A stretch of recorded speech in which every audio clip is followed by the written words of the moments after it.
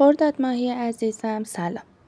به سلامتی خودتون و خانواده بیشتر اهمیت بدید. قصد انجام کاری رو دارید که براتون خوبه. از طرف مادرتون حمایت مالی میشید. موانعی که سر راهتونه اگه خودتونم تلاش کنید میتونید این موانع رو از سر راهتون بردارید. موفقیت در کنکور یا آزمونی که پیش رو دارید.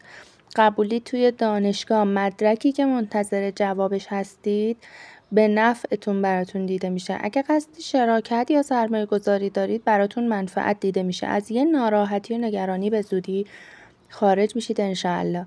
شخصی به شما حسادت میکنه و در کارتون قصد دخالت داره ولی موفق نمیشه.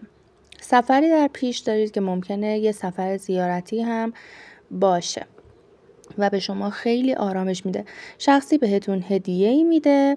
به زودی توی روابط احساسیتون به خاطر وجود شخص حسودی بینتون فاصله و دلتنگی دیده میشه ولی دوست داشتنتون دو طرف است و بهتون ابراز عشق و علاقه میکنه. پیج اینستاگرام فال پیشگویی جادویی رو دنبال کنید. موفق و پیروز و سربلند باشید.